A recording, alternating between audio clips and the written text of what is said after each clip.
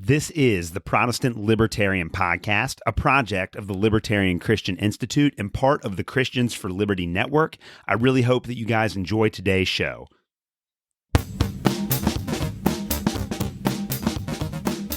All right, guys, welcome to another episode of the Protestant Libertarian Podcast. My guest today is Dr. Najeeb Haddad. Dr. Haddad is Assistant Professor of Religious Studies at Notre Dame of Maryland University and is the author of Paul, Politics, and New Creation, as well as last year's Paul and Empire Criticism. Haddad has been critical of the anti-imperial reading of Paul, demonstrating that the methods and arguments used to support Paul's supposedly anti-imperial theology are flawed or overstated. He offers a thoughtful and insightful response to the very popular Paul versus Rome paradigm in New Testament scholarship, and we are going to be discussing his critique on the show today. Dr. Haddad, welcome to the Protestant Libertarian Podcast. Alex, it's a pleasure to be here with you, and please call me Najeeb.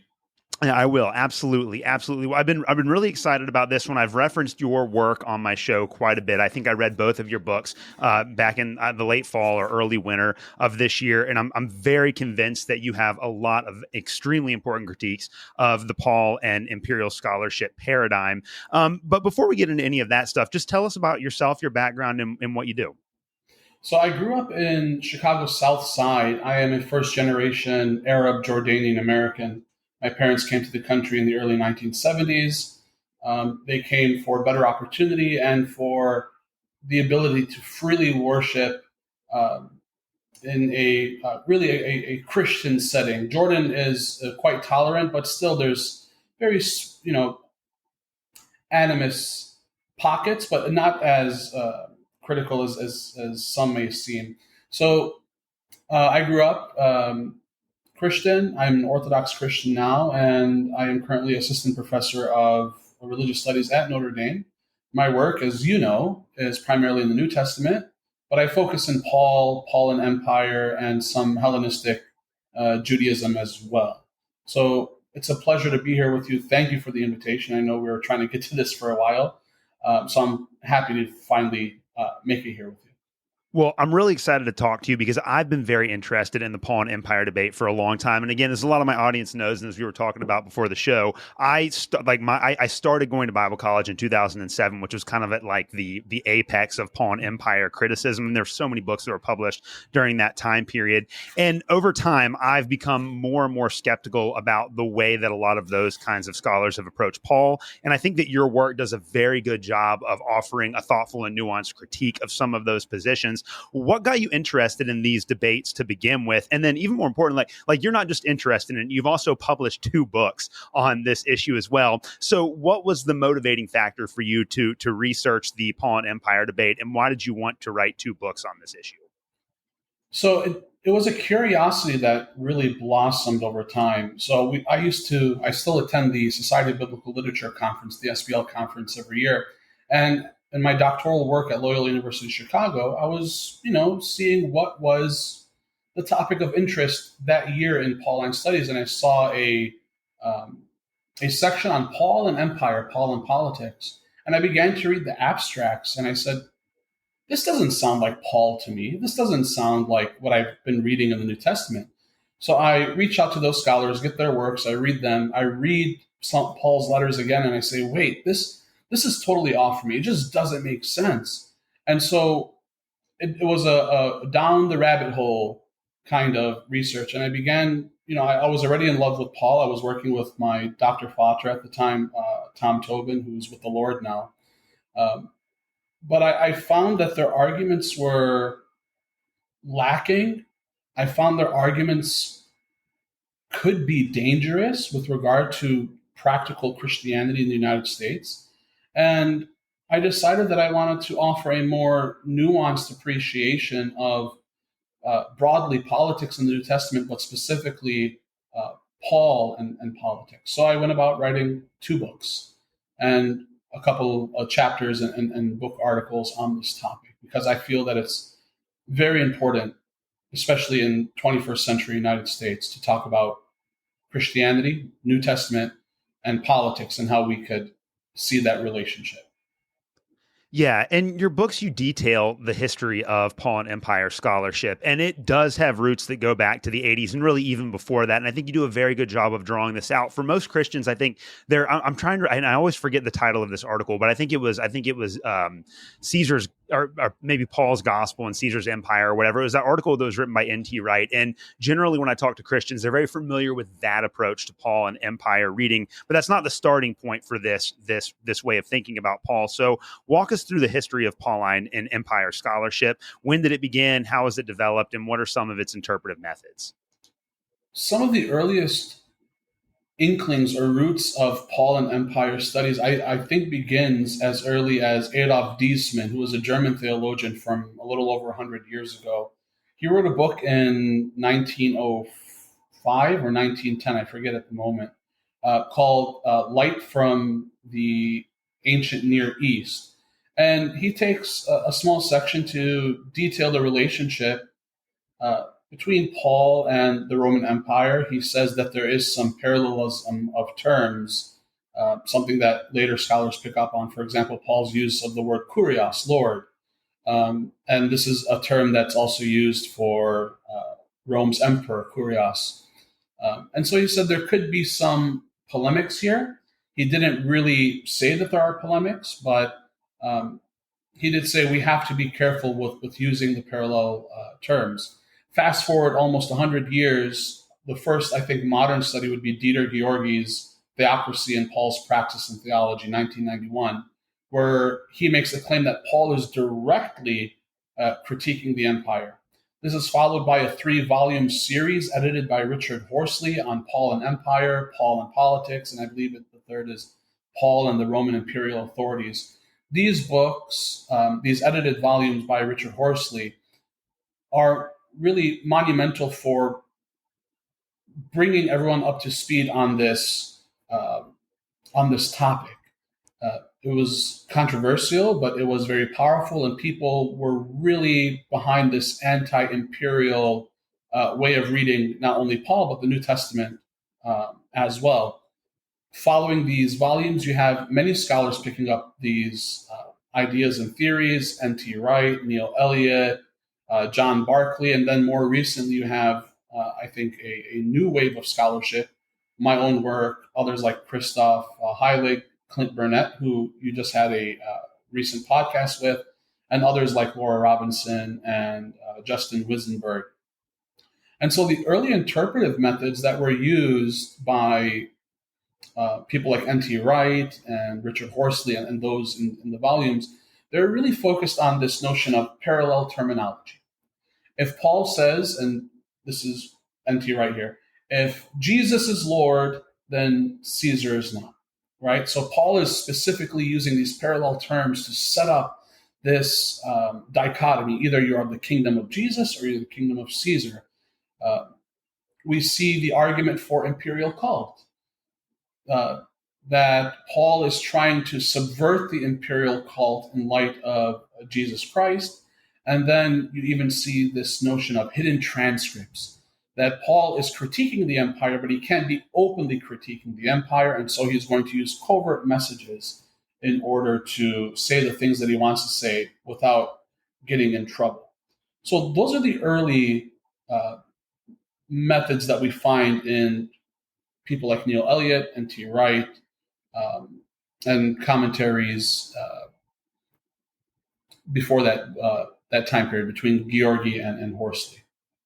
Well, and we're going to talk about a lot of these ideas and a lot of those scholars on the episode today. I mean, the big three for me when I first was exposed to Paul and Empire scholarship were Richard Horsley, Neil Elliott, and N.T. Wright, which you've already referenced. And one of the things that they all have in common is that in their work, they make the claim that there is kind of this monolithic imperial cult that had spread throughout the Roman Empire and that everybody everywhere in the Roman Empire was called to worship the Caesars. Now, as we were talking about before, I just interviewed Clint Burnett a couple of weeks ago, who has a fantastic new book out on that, where he shows that that's not really the case. And what he calls his approach to imperial divine honor is the contextual approach, where every single city in the Roman Empire had a different way of showing honor to the divine Caesars. But you walk through that that particular aspect of Pawn Empire scholarship in detail in your book as well. And so I want you to talk to us about the imperial cult. Why do you think that language about the all-pervasiveness of the imperial cult in Pawn Empire scholarship is overstated? What's wrong with that?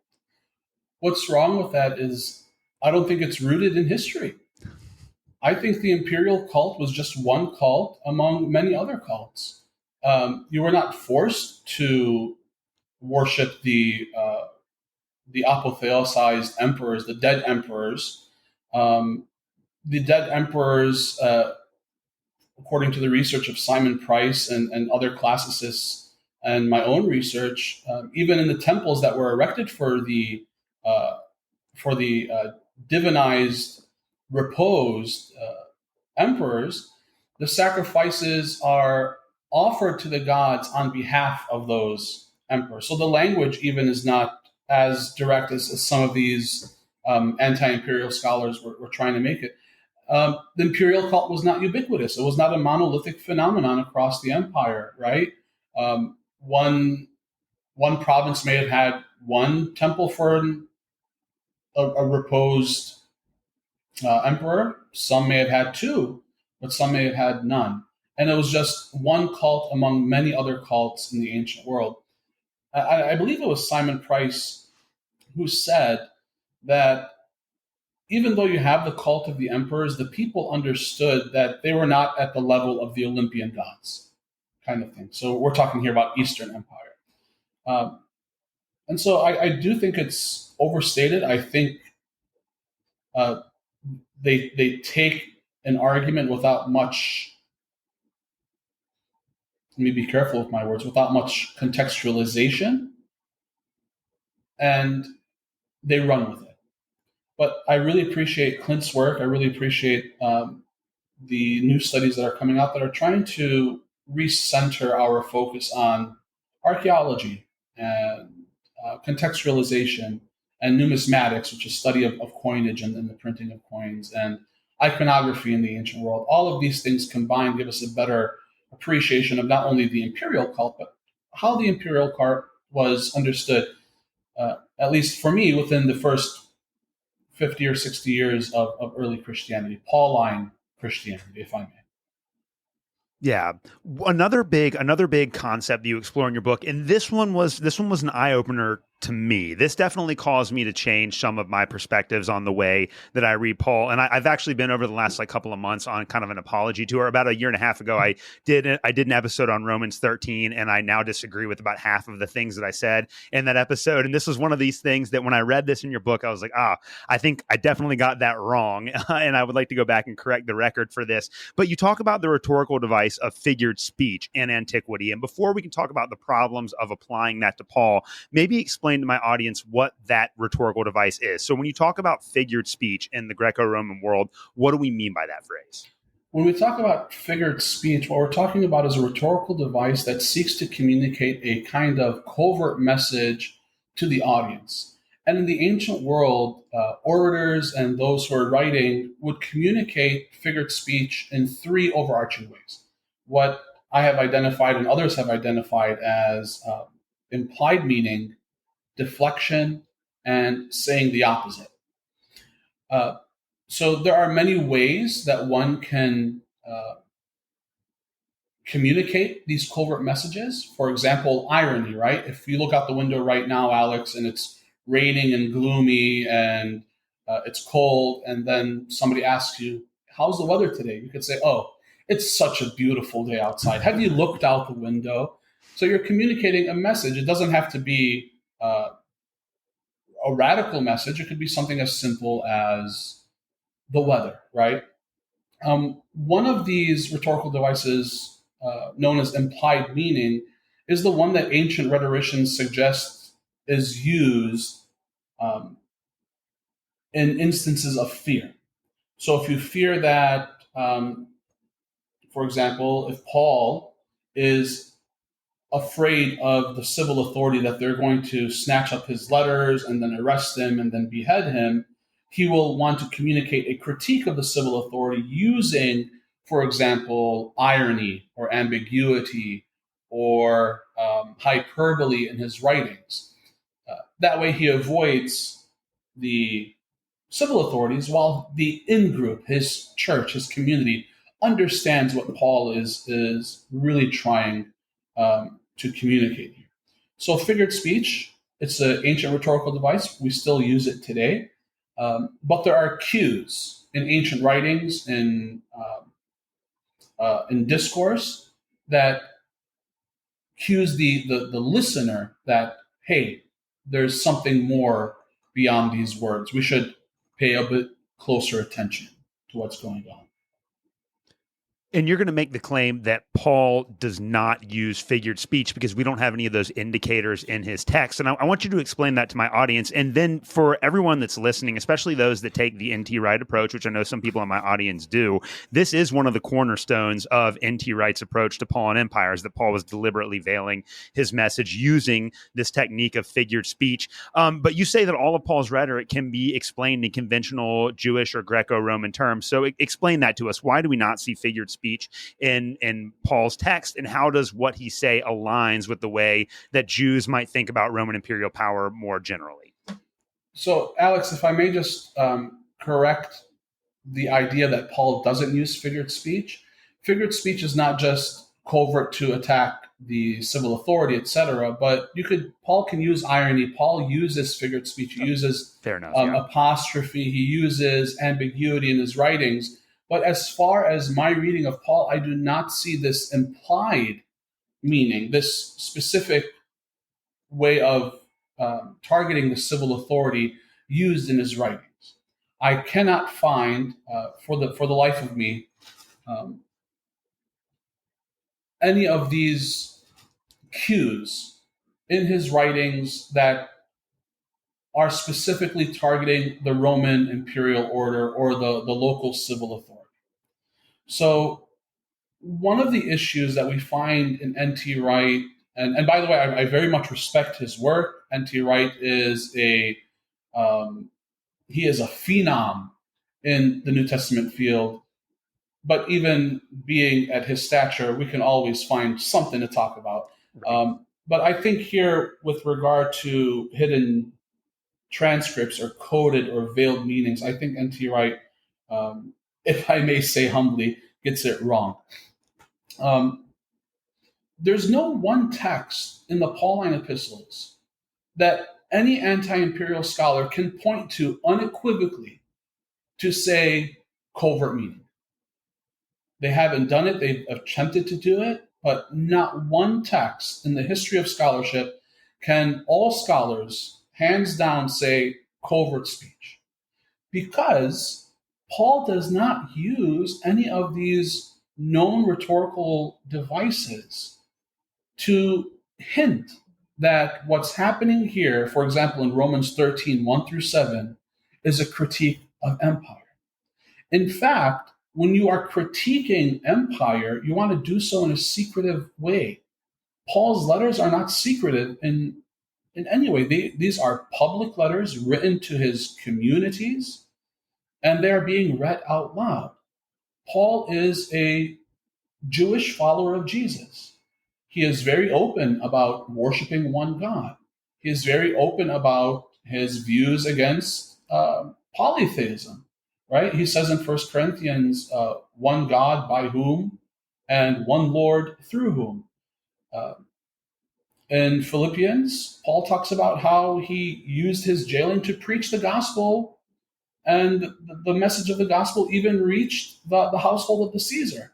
So Paul is not afraid to preach the gospel. Paul's letters are very open. Paul's letters are very direct about what he believes, why he believes, and the message of the gospel for Paul is a message that must be preached throughout the entire world. And so I cannot find, and I hope someone argues against this, because I would love to be challenged on this, but I cannot find any of those devices for implied meaning against the civil authority. Yeah, that makes a lot of sense. Another method that anti-imperial readers of Paul will often utilize is a method called hidden transcripts. And I'm going to ask you about Christoph Heilig later on in the show, because I did have him about a year and a half ago. I had him on my show to talk about his new book, The Apostle and the Empire. And a lot of the argumentation that he made in his book was really based on some critiques that Laura Robinson had about N.T. Wright and some of his work. Hidden transcripts are very similar to figured speech in a lot of ways. So I want you to explain what hidden transcripts are to my audience, and then why the method of analyzing hidden transcripts is probably incorrect. And it does seem like there are a lot of people within New Testament scholarship that are moving away from that model. So hidden transcripts, as you noted, they are very much related to my notion of figured speech, implied meaning. And this idea, again, is the notion that Paul is using language that is, he's using language to cover up a critique. His in-group will know that the language is a critique, but those outside of the group would not know that he's critiquing. And here the example is the Roman Empire, right? Romans chapter 13, 1 through 7, this idea that the civil authority has this power from God to keep the order, to maintain and promote justice. Some have read Romans 13 as a way that Paul is indicating that the civil authority is at the bottom level. God is on top, the civil authority is at the bottom, and the language that Paul uses is covert. So, for example, the notion is Paul calls the civil authority diakonos, servants. One writer, I'm forgetting his name at the moment, he says something like he is diminishing the role of the civil authority from, being government to diakonos, a server at a table. And so they use not only the parallelism we talked about a little bit earlier, but there's also using this notion of figured speech. However, this covert speech is flawed for several reasons, this hidden transcript. One, as I just mentioned, the letters are public. Take, for example, the letter to Philemon. It's always the letter to Philemon, but when you read the introduction, it's not just to Philemon, it's to Philemon and to everybody else in the household. So it has to be read in public, right? These letters are public. It is a form of public discourse. So if Paul is going to critique the empire, either he has to say that Jesus is not Lord and say it in a different way, or jump through some other hoops. But Paul's letters are public and they're very direct. That Paul is relating the gospel of Jesus Christ in a very direct way, that Jesus died, that Jesus rose from the dead, that Jesus brings about the forgiveness of sins. We are crucified with Jesus. So even using this very harsh language, Paul critiques polytheism throughout. He's Jewish. Of course, Paul is not going to worship the emperor. The Roman emperor is not expecting the Jews worship the emperor. He might be expecting the daily sacrifices that we read about in Josephus at the temple on behalf of the emperor, on behalf of the Roman people, but they are not expecting the Jewish people to worship the emperor or any of the other gods. Covert speech must be indicated by the rhetorical devices. You cannot find it. And as I just mentioned, there is not one text that all scholars can point to and say, aha, here it is, covert speech, here's the rhetorical device. It's just not there. And so the argument for hidden transcripts, as you noted, is diminishing. And I'm happy to see it diminish. But it is being revived in a more nuanced way. I know we're going to bring up Christoph Heilig later, but Christoph Heilig is attempting to suggest that there are hidden transcripts, but not in the way as we have seen methodologically flawed in the past. And I very much appreciate the work that he and other scholars are doing to nuance these arguments, to bring new insight, how we can better understand hidden transcript, covert speech in Paul and more broadly in the New Testament. When I was a teenager, I went to church camp like every single summer. And at the end of the week, we always played a game called Romans and Christians, where we had to run across the campgrounds and all of the counselors tried to tag you. As basically like you were trying to get to a base. And if they tagged you, they asked you if you were a Christian or not. And if you said no, you got to go on and go to base. And I think the of the 7 or 8 years I went to summer camp, I think there was only one person that ever made it to the other side. And it was because they said that they weren't a Christian and they got to go. The reason why we played that game, though, is because they would set that up. And then when we were done, they would talk about how Christians in the Roman Empire were constantly being persecuted by the Roman imperial authorities. And they were always under pressure to try to conform. But you have a really interesting section in both of your books where you talk about the relationship of foreign cults to the Roman Empire. And you talk about how the Roman imperial authorities are actually, in general, pretty open to those foreign, like those foreign religious cults. Like they're not completely antagonistic towards them. So I wanted to ask you about that. So what is the Roman relationship with foreign cults? You talk about some instances in which those foreign cults would have been suppressed by the Roman Empire. And where does the early Christian movement actually fit into that mold? Because I think that it's pretty clear that most scholars of early Christianity now realize the truth that Christians were not widespread, systematically persecuted throughout most of the history of the Roman Empire. So just walk us through that. So we have to keep in mind that as Rome was expanding into new territories, they were coming into contact with new communities, new cultures, and Rome was attempting to unify them under their banner. And so Rome was tolerant of these foreign cults because they weren't new religions. It, it was a world that the gods lived in, the gods dwelt in, and my gods are not your gods, but we all believe in the gods, some gods. And so maybe the Roman gods were more powerful, they were wiser, but we're all people of the gods. So Rome was tolerant of these foreign cults.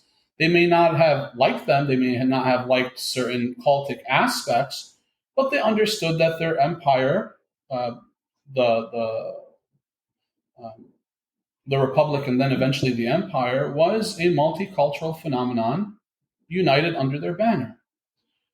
However, we do find instances of intolerance when it came to Rome and foreign cults.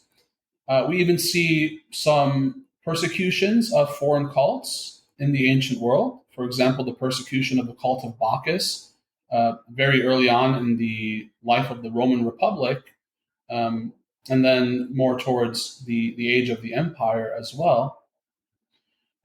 And oftentimes they were persecuted in Rome and the provinces near Rome because these cults became some kind of nuisance. They were bothering the order. So, for example, the cult of Bacchus, right? Dionysius in Greek, Bacchus in the West. Um, the cult of Bacchus at one point became a cult that did their activities at night.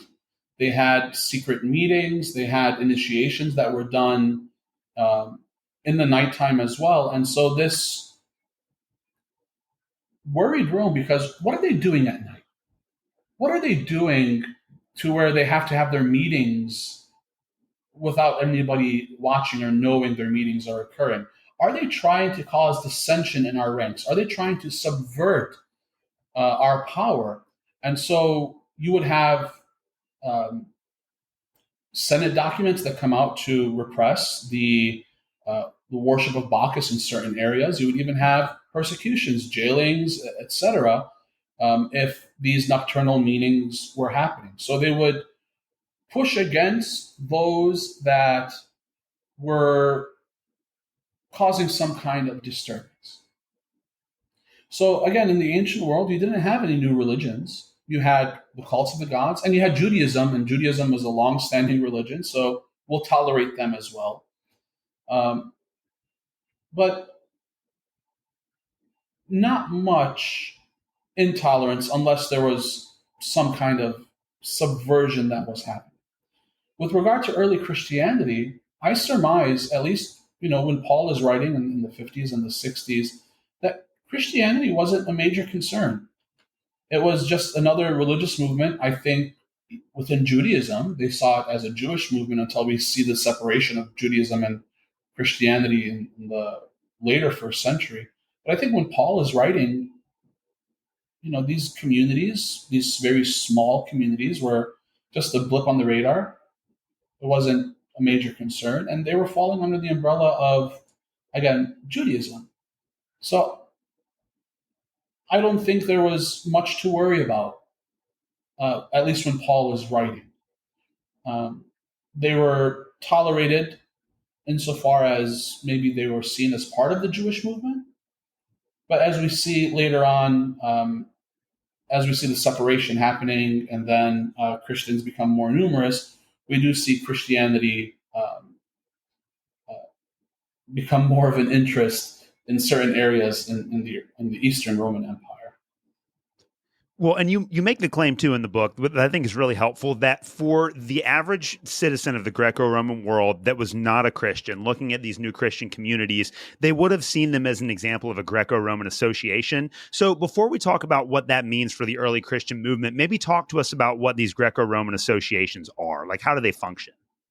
So ancient associations, it's a comprehensive term for an ancient guild or a club. Uh, these clubs functioned for many reasons. They could have been purely cultic. They could have been occupational. You could have your guild of bakers or your guild of sewers. Um, Associations could be like homeowners associations for the neighborhood. They could even be funerary. So a lot of these ancient associations very much focused on the societal aspects of our communities. Uh, they're not monolithic, but they did share certain traits across the empire. So, for example, they have membership rules, how to recruit members, they have bylaws, they have cultic obligations. So, one association might be devoted to the god Zeus, the other association might be devoted to Poseidon, etc. And they also had their rituals, the reasons that they're coming together. So associations really offered the members a space for them to connect with their contemporaries, to connect with people of different social and ethnic backgrounds, especially with regard to status. And they met for purposes of hospitality, but also what's very important for us to understand is they met for purposes of gaining a societal advantage, right? These days and age, it's hard to get a job without a connection. It's hard to get a job without networking.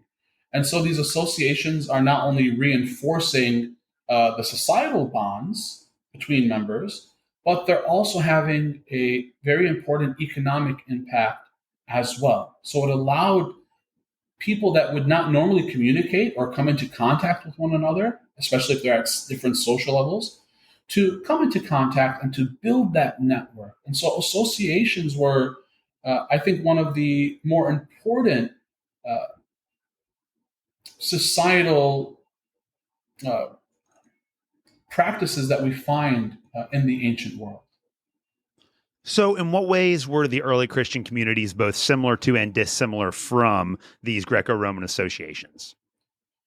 So again, let's keep in mind that Jews and early Christians, they were a minority in the ancient world.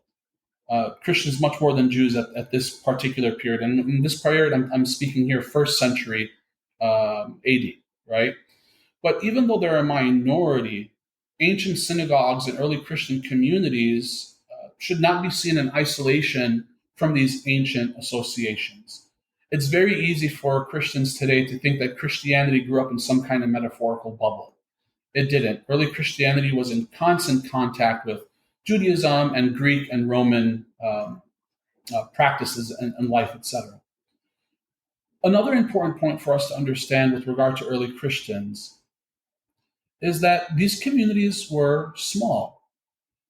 It's probable that some of the earliest Christian communities numbered to maybe 30 members. John Kloppenborg brings this up in his book on ancient associations too. So even though they are not identical, the associations do offer us some insight. One, it fosters connectivity. That um, and I think we'll talk about this in a little bit, but it offered Christians in a community to come together in a way that benefited them, benefited their neighborhoods, benefited them personally and economically as well. They would have common meals, common funds, even common cultic events, uh, like ancient associations. But here now, it's no longer Zeus, it's no longer the law of Moses like we would have in synagogue, but now it's very much Christ centered. A lot of the terms that we find, for instance, ancient associations are not found in Paul's early Christian communities, right?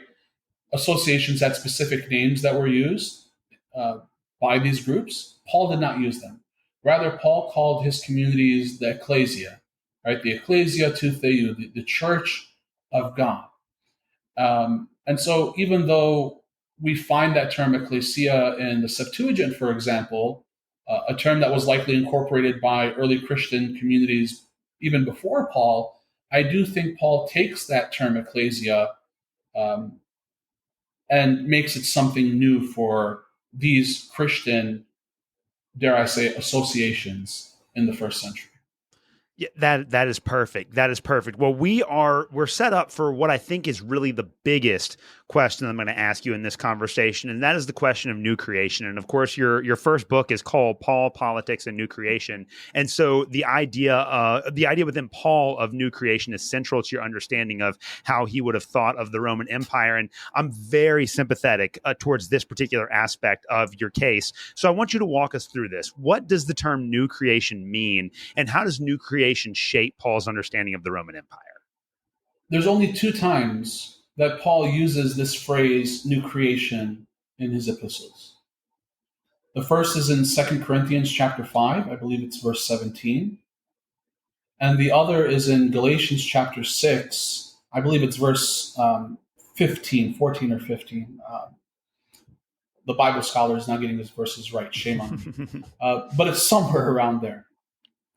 But the new creation, for me, encompasses all of Paul's theology, all of Paul's writings, his understanding of what it means to be a follower of Jesus, his understanding of what it means to be a follower of the risen Lord, all stems from his understanding of new creation.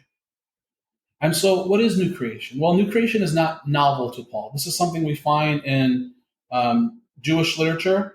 We find it in the Old Testament as well as certain texts outside of the Old Testament.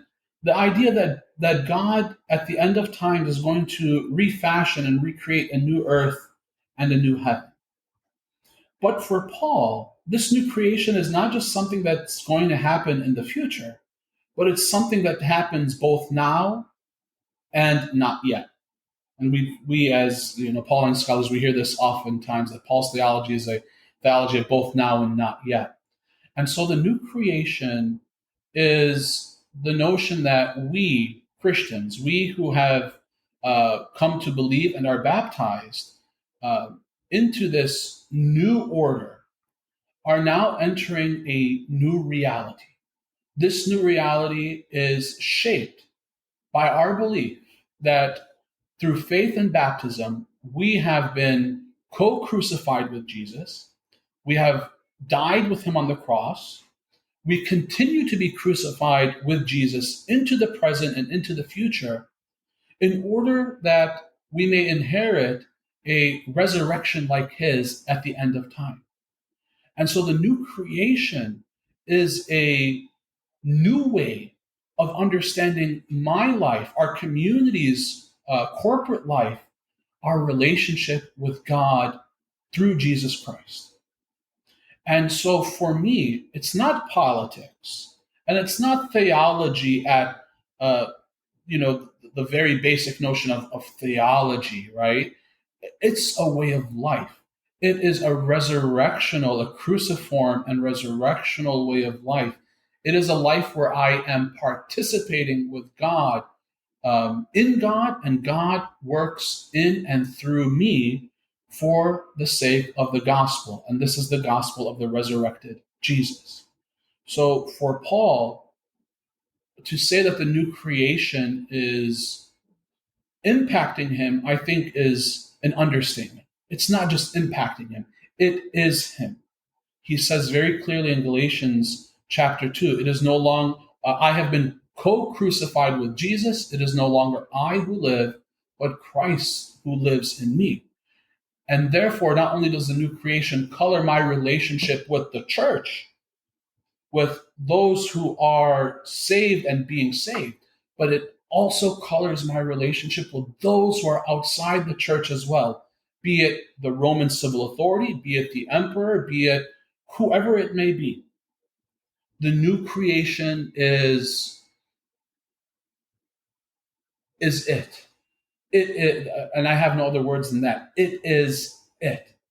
And so in my reading of Paul then, in my reading of politics of Paul, Paul is not concerned with the Roman Empire in a way that others have stated. The Roman Empire is just one phenomenon among many. Paul is not concerned with overthrowing or subverting. What Paul is concerned with is preaching the message of the resurrected Christ. Paul is concerned with bringing about the faith across his communities and across the empire. Paul is concerned about the salvation of not only his communities, but all peoples. So it is an open door to not only those new Christians and their families, but it's also an invitation to the emperor himself. It is not subversion in the way that we think about subversion. It is not politically motivated. It is not one or the other, but it's a both and. It is both now and not yet. Jesus says very clearly in John's gospel, and I think Paul picks up on this early kerygma, that we are in the world, but we are not of the world. Yeah, I absolutely love that answer, and I agree with pretty much everything that you say there. And that is the perfect segue into my next question, which you make the claim in your book, which I think is just true on the face of it, that a lot of anti-imperial biblical scholarship focuses more on the subversion of political institutions than it does on the maintenance of human dignity. And it's like, for me, so thinking about the way that this operates within like Jesus and gospel scholarship, I think that in particular, when you have people like John Dominic Crossan, and then more recently, people like James Crossley and Robert Miles, who are very much influenced by the Marxist tradition, there's a lot of really interesting aspects to their work. And there are a lot of things that they say that I really agree with. I read Jesus, A Life in Class Conflict back in the fall, and it was a very interesting study, but I do get the perspective from a lot of those kinds of scholars. And I think this could also be leveled at Horsley and Eliot too, that they're more concerned about the way that Paul might overthrow modern political institutions than about like what Paul has to say about the worth of every single individual human. So I want you to talk about that, because you do make that point, and it's, I think, on page 70 in Paul and New Creation. You make the excellent point that imperial scholarship it doesn't seem to focus much on human dignity. It's all about the institutions. What's wrong with that approach? I'm going to give just a brief anecdote. So I think it was a year or 2 years ago, my friend and colleague, Christoph Heilig, he was presenting a paper on Paul and Galatians and empire in the Paul section. And this Paul section, it was filled. There was a lot of people. And Paul and Christoph was talking with regard to, subverting and having, the kingdom of Jesus and reestablishing a new way, a new order to. I'm probably butchering his argument, but nonetheless, I asked Christoph. I said, okay, so let's say that Paul and the early Christians could succeed. Let's say they subvert the emperor. It's Christianity. Who's on top? And Christoph said, Jesus. And I said, but Jesus is not here. Where is Jesus? Is not. Yeah, we have the Spirit, sure, but where is Jesus? Is Jesus going to replace the emperor? Where? He's not here. Who is going to? So the idea is that if we talk about subversion and we talk about the kingdom of Jesus or the kingdom of Caesar, Then what? If the Christians get their way and all governments are subverted, who's on top? What happens? Who fills in that void? Who fills in the vacuum? And this is the dangerous part, Alex. This is the dangerous part. Because now what we are doing is we're replacing one empire with another empire. We are replacing one authority with another authority. We could say it's God's authority all we want. We could say that a monarchy is God driven, but we see in the history of humankind how monarchies always often devolve into tyrannies, and how democracies can often devolve into despotic regimes. It's just human nature to sin. It is human nature to fall.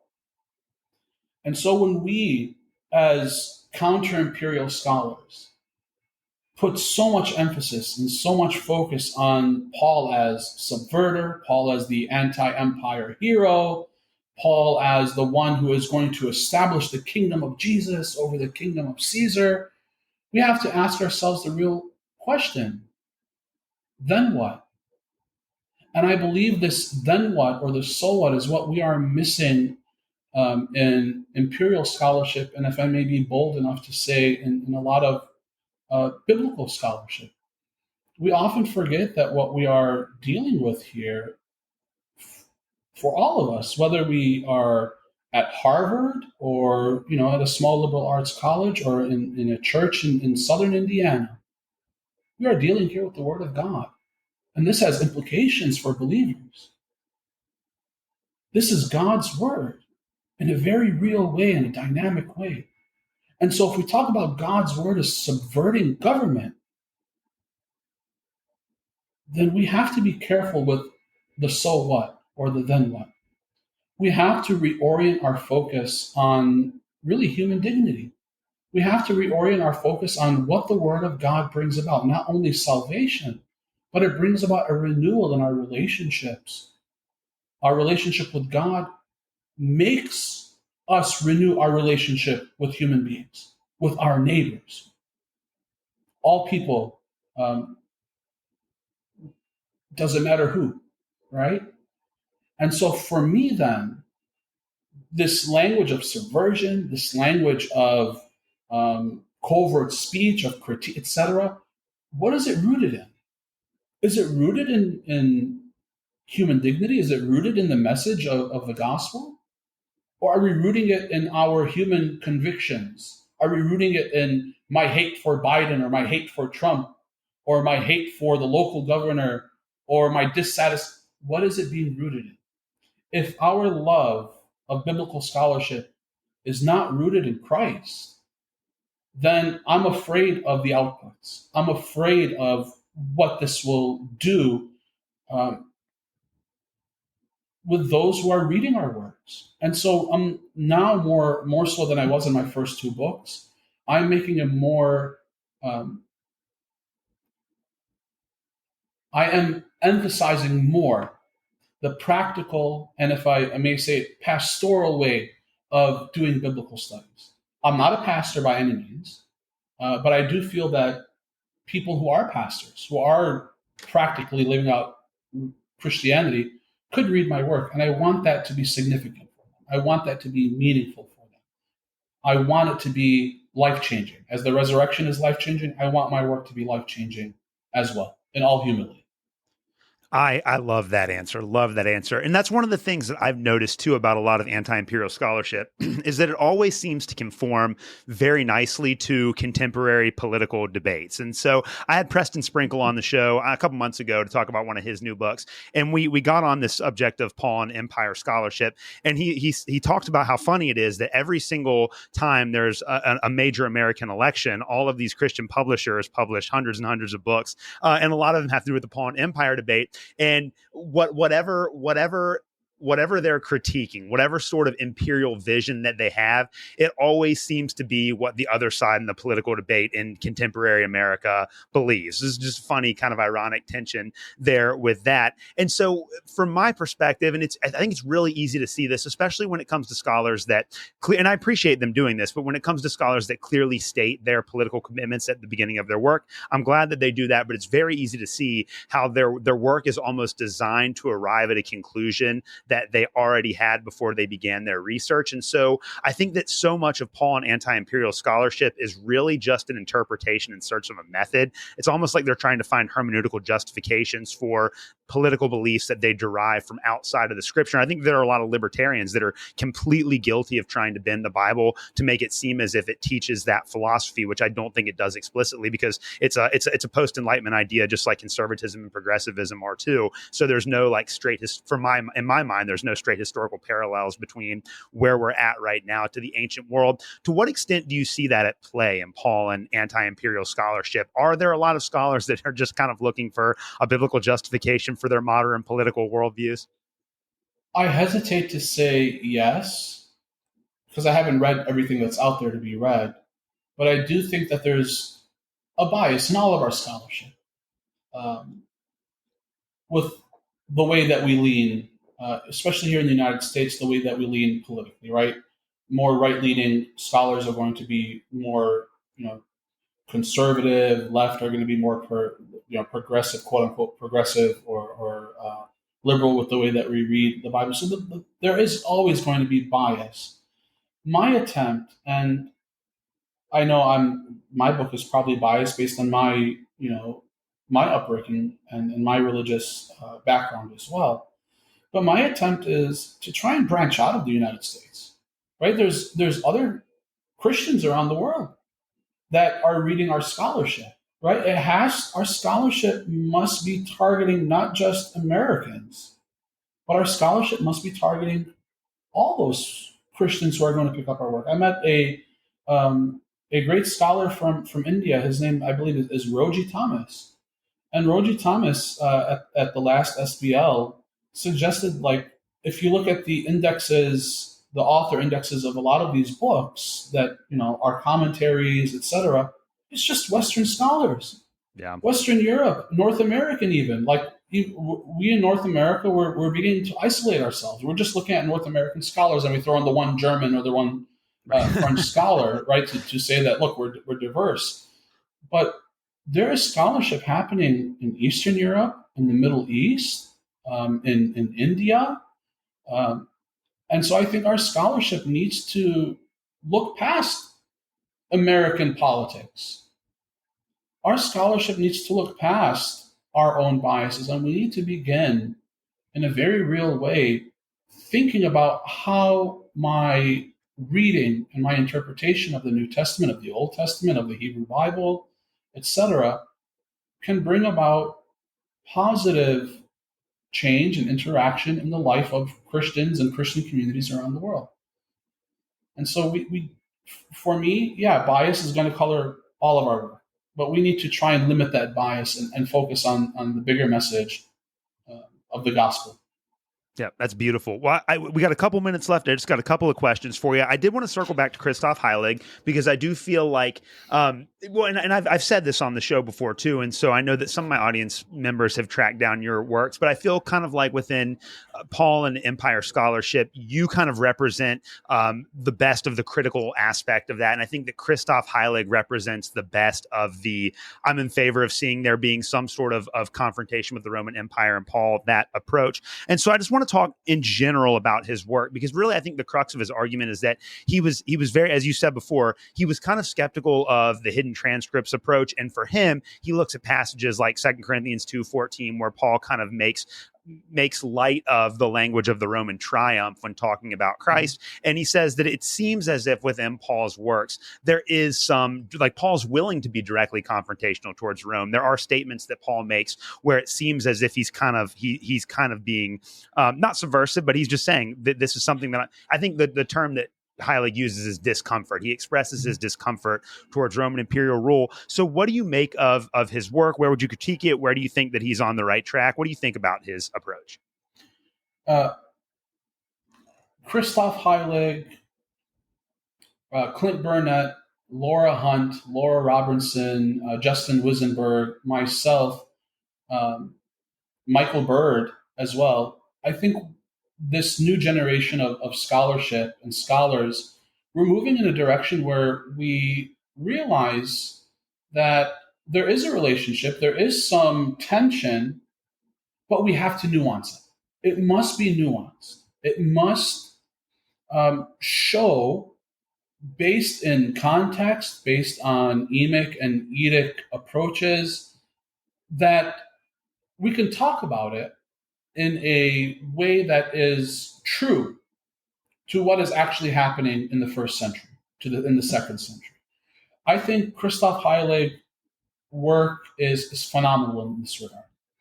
I think he is, on the cutting edge of this new approach, this nuancing approach, something that I try to do in my work, and I think something that he succeeds in. Um, but I do hesitate with some of his work, because at first, in his first book, he talks about how he's not too sure whether the hidden transcript exists, this covert speech. And then he says, well,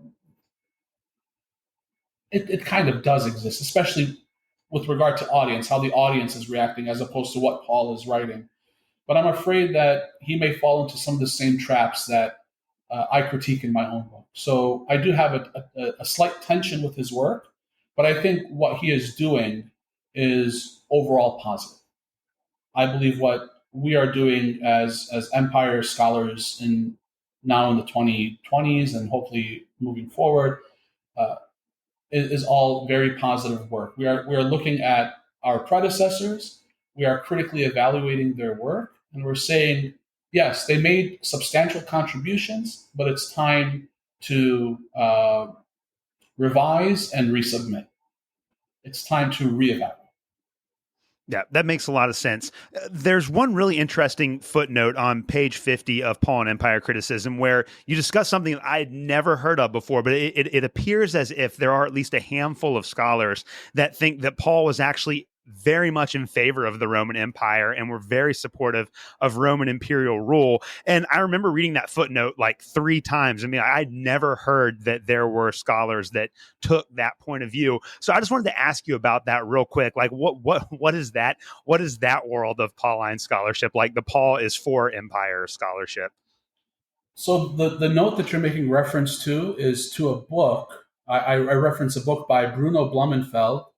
The book is called The Political Paul, Democracy and Kingship in Paul's Thought.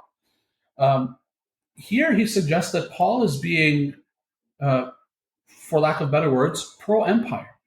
He is, in a way, supporting not only the civil authority, but supporting the reign of the emperor. Um, and the reason I think that I find this approach interesting is because Paul is trying to work alongside the empire to promote his gospel, as opposed to work against the empire and then get beheaded, where we know that Paul likely was beheaded either way. But I haven't seen much of this. I have seen works in empire criticism and what's that area of scholarship called? I can't think of it at the moment. Where you critique an empire in order to critique the current state of affairs now. So I've seen some that argue that Paul's writings can be seen as pro-empire, and this is causing a negative relationship with our own relationship with the civil authority. Post-colonial criticism, there it is. Post-colonial critics some would see Paul as being too positive, and this creates a very negative way of understanding our relationship with the governing authorities. But it's fascinating. I haven't seen much of Bruno Blumenfeld's work. I've read only small portions of his book, and I do think that the way that I've critically reevaluated the works of counter-imperial scholars, I do think works like Blumenfeld's should be critically evaluated as well from a pro-imperial New Testament perspective. Yeah, well, I love that. It's really interesting, and I'm gonna hopefully I get to read that book sometime in the near future. Before I let you go, this debate is obviously very complex, and for people that are new to New Testament scholarship, it can be very difficult to figure out where to start. So, for someone who's interested in learning more about this, besides your two books, which I've recommended many times, and besides Christoph's book, what are some resources or scholars or articles or books that you would recommend for people that want to learn more about the Paul and Empire debate? I would say begin with more recent works that review the state of the question. So again, I do it in my work. Christoph does it in his work. I would also look up a scholar by the name, these are more recent scholars, Justin Winzenberg, Laura Hunt, Laura Robinson. She has a great article in NTS that goes through the scholarship, but I would not shy away from the works of N.T. Wright and Neil Elliott and Richard Horsley to see what's going on now and what has been done in the past. So those are good scholars to look up, good scholars to look into their work, and just see the state of the question as it is now. But don't shy away from our great scholars like Neil Elliott, N.T. Wright, John Barclay, who is someone who first argued against the anti-imperial rhetoric, directly against N.T. Wright as well. So now we have many more fruitful discussions, but don't be afraid to dig back into these pillars of New Testament scholarship. Well, Najeeb, I've really enjoyed talking with you today. I can't wait for my audience to hear this episode. Before I let you go, where can people find and follow you? So I'm currently on X, formerly Twitter. You could look me up at NT Haddad. Not NT, right, but NT, Haddad, NT Haddad. I'm also on academia. I'm not too active on there, but I do once in a while post some works in progress there to get some feedback. And you can contact me at my personal email, najeebthaddad@gmail.com. Well, Najeeb, thank you so much for coming on the show today. I really appreciate it. Thanks, Alex. It was a pleasure and a blessing to be with you.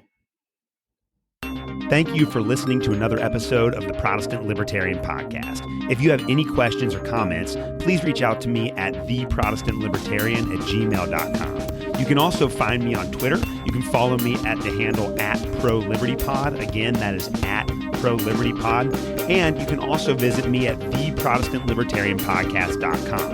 At theprotestantlibertarianpodcast.com, you can also support the Christians for Liberty Network and the Libertarian Christian Institute. Thank you guys so much for listening to this episode, and we will see you next Tuesday.